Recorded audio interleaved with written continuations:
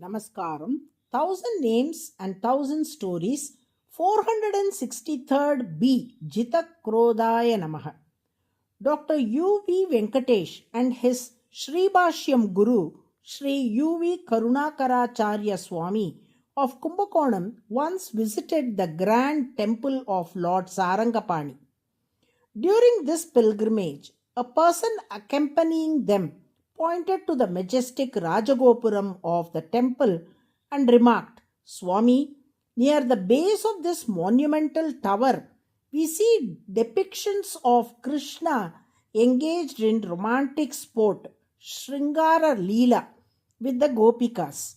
These images appear inappropriate and uncomfortable to people like us. Why have such depictions been included here? To this, Sri Karunakaracharya Swami gave a deeply insightful reply. He said, the human mind is inherently inclined towards the pursuit of trivial worldly pleasures. If one were to instruct the mind directly, abandon worldly desires and seek only the Lord, the mind resists and refuses to submit. Aware of this, our spiritual ancestors compassionately devised a path tailored to our nature. They essentially told us, if you are inclined towards love and romance, don't indulge in base worldly versions of it. Instead, behold the divine love between the Lord and his consort. This love, though it resembles worldly romance in appearance, is not born of passion or delusion. It is divine Sringara Rasa, a form of aesthetic and spiritual bliss that is beyond worldly modes. It is entirely composed of Shuddha Sattva, pure goodness, and free from the taints of Raja, passion, and Tamas, ignorance.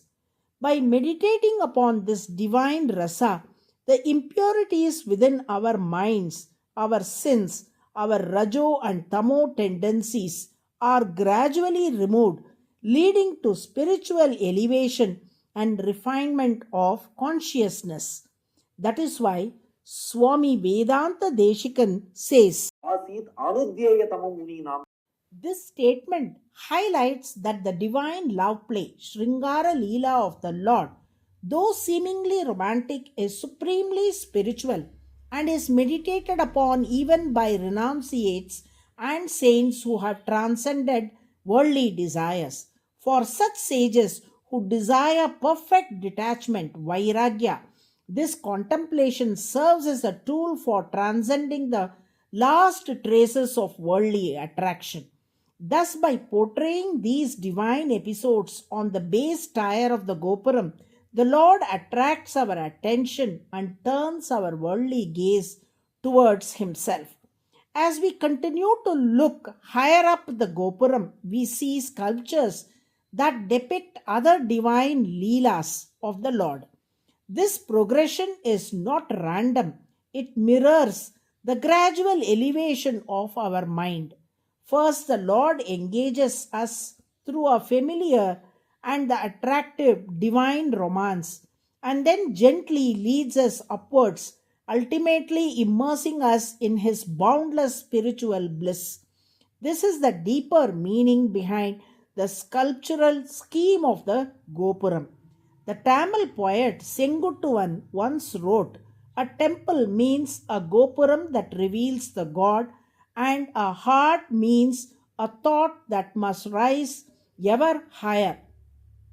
Just as the Gopuram rises in tiers, elevating our vision step by step, so must our thoughts and consciousness ascend. And it is the divine Sringara Leela of the Lord that first awakens and uplifts the mind. Did not the Lord take the form of Mohini to enchant the demons? That episode too teaches this very principle. Our mind is like the ocean of milk.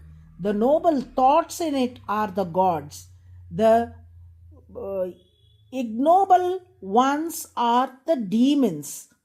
When we churn this mind using the churning rod of the Vedas and the churning rope of divine grace, we obtain the nectar of wisdom, knowledge of the Jivatma and Paramatma. However, to ensure this divine nectar does not fall into the hands of demons, our evil thoughts, the Lord appears as Mohini. Through the charm of his divine beauty, he deludes and distracts the demons, that is, evil tendencies, and ensures the nectar of wisdom reaches only the noble ones. Thus, the Lord uses divine Shringara as a means to enchant and subdue our inner demons, guiding our minds towards the good. Sri Karunakaracharya Swami's explanation left the questioner deeply satisfied and grateful. In the Samudra Manthan episode, the demons engaged at being denied the nectar tried to attack the gods, but Mohini's beauty overwhelmed them and their anger was neutralized into submission. Likewise, when negative thoughts arise in our minds, the Lord shows his divine beauty and serenity, pacifying and ultimately removing them.